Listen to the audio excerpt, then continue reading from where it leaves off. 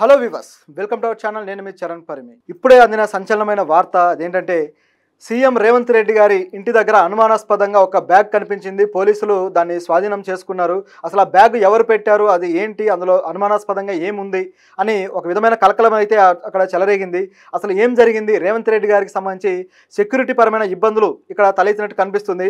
ఏం జరిగింది అనేది అక్కడ ఉన్న మన ప్రతినిధితో మాట్లాడి తెలుసుకుందాం. ఆ, నమస్తే తేజ, అక్కడ పరిస్థితి ఎలా ఉంది, ఏంటి సంగతి?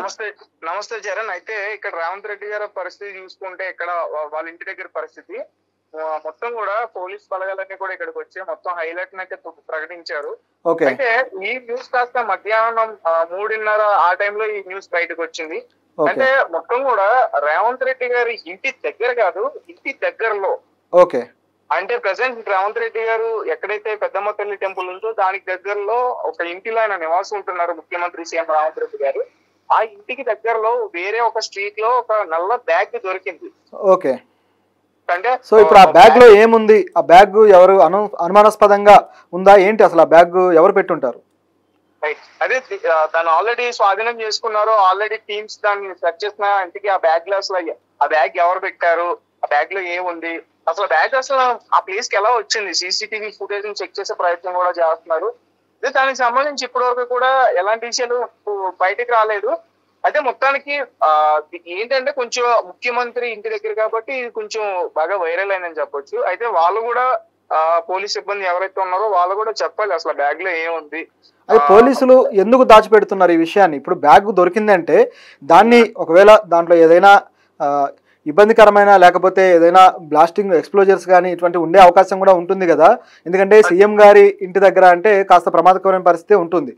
అటువంటి సందర్భంలో అనుమానాస్పదంగా బ్యాగ్ దొరికినప్పుడు దాని వివరాలు ఏమీ లేనప్పుడు ఫోరెన్సిక్ మరి డిపార్ట్మెంట్ దాన్ని ఏమైనా చేస్తుందా, లేకపోతే ఏదైనా బాంబు డిఫ్యూజ్ డిపార్ట్మెంట్లు కానీ ఏమైనా ఇన్వాల్వ్ అయ్యాయా?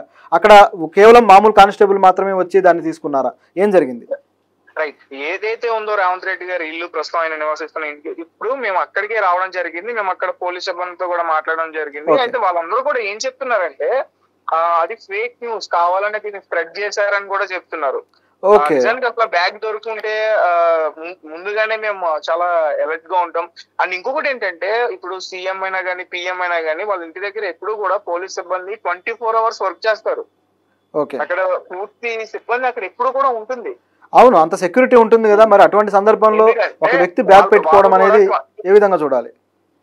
అంటే వాళ్ళు కూడా 24 hours అబ్జర్వ్ చేస్తారు. ఆ స్ట్రీట్ లో ఎవరు వెళ్తున్నారు, అక్కడ ఏమేమి వెహికల్స్ వస్తున్నాయి, ఎలాంటి వెహికల్స్ వస్తున్నాయి.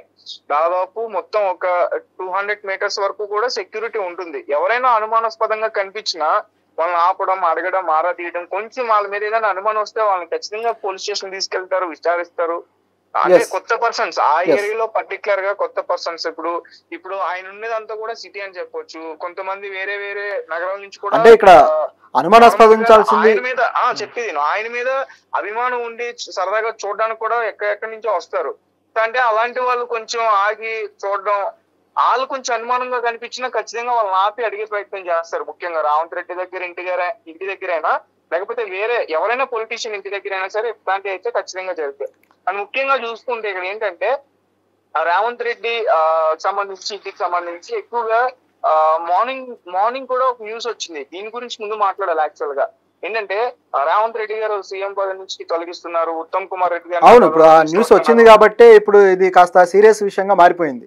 నిజానికి హైడ్రా విషయంలో కూడా కొంతమంది హర్ట్ అయి ఉన్నారు. సో రేవంత్ రెడ్డి గారిని ఏ విధంగా ఆపాలని చూసినా ఆగట్లేదు అని చెప్పేసి అటువంటి ఆ వివాదం కూడా నడుస్తూ ఉంది. కాబట్టి ఈ బ్యాగ్ విషయంలో ఫోకస్ కొద్దిగా ఎక్కువైందని చెప్పాలి.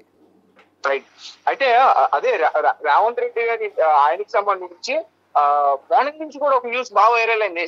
కట్ చేస్తే మళ్ళీ ఉత్తమ్ కుమార్ రెడ్డి బ్యాగ్ న్యూస్ అంటే దాన్ని డైవర్ట్ చేయడానికి ఏమన్నా ఇదొక ప్లానా, లేకపోతే ఇది ఎవరన్నా కావాలని ఫేక్ గా సృష్టించారా?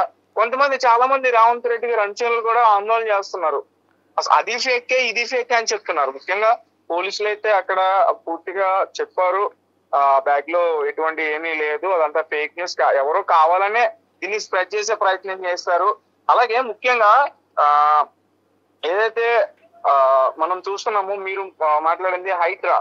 సో రీసెంట్ గా రేవంత్ రెడ్డి గారి కన్నా ముందు ఈ హైడ్రా కమిషనర్ ఎవరైతే ఉన్నారో ఏవి రంగనాథ్, ఆయన ఇంటి దగ్గర వద్ద కూడా ఇట్లానే కొంతమంది అనుమానాస్పదంగా కనిపిస్తే వెంటనే ఆయనకి సెక్యూరిటీ సిబ్బంది కల్పించడం, పోలీస్ బలగాలను కల్పించడం మనం చూసాం. మీరు చెప్పినట్టుగానే హైడ్రా వల్ల చాలా మంది ఇబ్బంది పడుతున్నారు. పొలిటీషియన్స్ గానీ, లేకపోతే రిచ్ పీపుల్ గానీ, పూర్ పీపుల్ గానీ, పేదవాళ్ళు గానీ అందరూ కూడా ఇందులో చాలా మంది కూడా ఇబ్బంది పడుతున్నారు. కాబట్టి నాకు అనిపిస్తుంది ఏంటంటే ఇది ఎవరో కావాలనే ఒక పుకారు సృష్టించడం కోసం, ఒక ఫేక్ న్యూస్ ని క్రియేట్ చేయడం కోసం చేశారని నాకు అనిపిస్తుంది. ఎందుకంటే మనకు తెలుసు సీఎం ఇంటి దగ్గర ఎలాంటి వాతావరణం ఉంటుంది, అక్కడ సిబ్బంది ఎలా ఉంటారో ప్రతిదీ కూడా చాలా చాలా ఎలర్ట్ గా ఉంటారు వాళ్ళు. ఆయన బయటకు వెళ్ళిన దగ్గర నుంచి ఆయన మళ్ళీ లోపలికి వచ్చేంత వరకు కూడా చాలా హై అలర్ట్ గా ఉంటారు. అలాంటిది ఈ రోజు ముఖ్యంగా రేవంత్ రెడ్డి ఇక్కడ మన తెలంగాణ రాష్ట్రంలో అన్ని ఇష్యూస్ జరుగుతున్నాయి.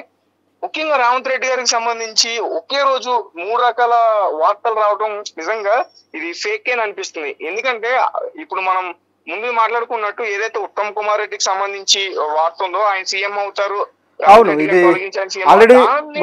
చేయడానికి ఇది ఒకటి తీసుకొచ్చారు, ఒక ఫేక్ న్యూస్ ని కావాలని తీసుకొచ్చారని నాకు అనిపిస్తుంది. అలాగే ఆ పోలీస్ సిబ్బంది కూడా ఏం చెప్తున్నారంటే ఎవరైతే ముందు దాన్ని ఈ సోషల్ మీడియాలో పబ్లిష్ చేశారో, ఎవరైతే రిలీజ్ చేశారో వాళ్ళ మీద ఖచ్చితంగా కఠినంగా చర్యలు తీసుకుంటాం, వాళ్ళ దగ్గర ఎలాంటి ఆధారాలు ఉన్నాయో కూడా మేము చూస్తాం, వాళ్ళకి అసలు ఈ న్యూస్ ఎక్కడి నుంచి వచ్చిందో కూడా మేము చూస్తాం, అసలు నల్ల బ్యాగ్ దొరకడం ఏంటి, దాన్ని మేము తీసుకెళ్లడం ఏంటి, ఆ బ్యాగ్ చెక్ చేస్తే ఏం లేదని చెప్పడం ఏంటి, ఇవన్నీ కూడా పూర్తిగా తెలుసుకుని చెప్తామని కూడా వాళ్ళు కూడా చెప్తున్నారు. సో ఫేక్ న్యూస్ స్ప్రెడ్ చేసిన వాళ్ళ మీద పోలీసులు యాక్షన్ తీసుకోవడానికి రెడీ అయ్యారనమాట. ఖచ్చితంగా ఇప్పుడు కూడా ఎవరిని కూడా అక్కడ మీడియాని కానీ ప్రెస్ కానీ అలౌ చేయట్లేదు. ఎందుకంటే ఇది కాస్త ఎక్కువగా స్ప్రెడ్ అయ్యి ఇప్పుడు రేవంత్ రెడ్డి గారికి కోట్ల అభిమానులు ఉన్నారు, లక్షల అభిమానులు ఉన్నారు, అందరూ కూడా ఆందోళన చెందే అవకాశం ఉంటుంది. అవును, ఇది రాజకీయంగా దుమారం రేగే ఛాన్స్ కూడా ఉంటుంది. ప్రభుత్వం దెబ్బతింటుందా అనే కోణంలో కూడా ప్రజలు ఆలోచిస్తారు. అంటే ఇట్లాంటి న్యూసెస్ వస్తాయి, ఒక పక్కేమో మార్నింగ్ ఆ న్యూస్, మరి రెండో పక్క ఈ న్యూస్, అంటే మరి కాంగ్రెస్ కార్యకర్తల్లో కూడా అలజడి రేగే అవకాశం ఉంటుంది కదా ఒకేసారి ఇట్లాంటి షాకబుల్ న్యూసెస్ బయటకు వస్తే. అవును, సో ఇది మొత్తానికి అయితే ఫేక్ అని మొత్తానికి ప్రూవ్ అయింది. పోలీసులు కూడా అటువంటిది ఏమీ లేదని చెప్పేసి క్లారిఫై అయితే చేసేసారు. పోలీసులు పూర్తిగా క్లారిటీ చేశారు. బ్యాగ్ అసలు బ్యాగే లేదని చెప్తున్నారు, మళ్ళీ బ్యాగ్ లో ఏం లేదని కాదు. సో ఓవరాల్ గా బ్యాగే అక్కడ దొరకలేదు, కానీ సోషల్ మీడియాలో మాత్రం ఒక బ్యాగ్ ను పెట్టేసి అక్కడ దొరికింది అన్నట్టుగా కొంచెం ప్రొజెక్ట్ చేసే ప్రయత్నం అయితే ఈ ఫేక్ న్యూస్ కొంతమంది చేశారు. అది ఇక్కడ మనకు క్లారిఫై అయితే అయింది. Okay, thank you Teja. వాళ్ళు కూడా ఎందుకు దీన్ని ముందు దీని గురించి పూర్తిగా ఎక్కువ చెప్తున్నారంటే చాలా మీడియా ఛానల్స్ అక్కడికి వెళ్ళి అక్కడ అసలు నిజంగానే ఉందా లేదా, అవును ఇది బాగా వైరల్ అవుతుంది కూడా, సో అది కాస్త వైరల్ అయిపోతుందని చెప్పేసి వాళ్ళు కూడా ముందుగానే చెప్పడం జరిగింది. Okay, thank you Teja. So ఇదేంటి పరిస్థితి, రేవంత్ రెడ్డి గారి ఇంటి ముందు ఒక బ్యాగ్ దొరికిందని అలాగే ఇట్లా రూమర్ స్ప్రెడ్ అవ్వడము, దాంతో పోలీసులు కూడా కంగారు పడిపోయి అటువంటిది ఏమీ లేదని చెప్పేసి క్లారిఫై అయితే చేసేశారు. ఈ లోపే ఇది బాగా వైరల్ అయిపోయి ఛానల్స్ వాళ్ళు కూడా వెళ్ళి అది షూట్ చేసుకొని రావడం జరిగింది. ఎందుకంటే సీఎం గారి ఇంటి ముందు జరిగినప్పుడు ఆ మాత్రం కంగారు ఉంటుంది, ప్రతి ఒక్కరు కూడా అలర్ట్ అయిపోతారు, రియాక్ట్ అవుతారు. అంతే తప్ప ఈ ఛానల్స్ అనేవి ఖచ్చితంగా అది విషయం ప్రజలకు అందిద్దామని చెప్పి వెళ్ళుంటారు. కాకపోతే అక్కడ ఏమీ లేకపోవడం అనేది కూడా మనం హర్షించాల్సిన విషయం. ఎందుకంటే సీఎం ప్రాణానికే ఇబ్బందికరమైన పరిస్థితి అంటే అది చాలా పెద్ద విషయం అయిపోతుంది. మొత్తానికి సీఎంకి ఏమీ కాలేదు, అదేవిధంగా ఇక్కడ ఎటువంటిది జరగలేదు. సో దీని వెనక ఎవరు ఉన్నారు, ఎవరైనా రాజకీయ కుట్రతోటి చేశారని పట్టుకునే పనిలో పోలీసులు ఉన్నారు. మరేం జరుగుతుందో చూద్దాం.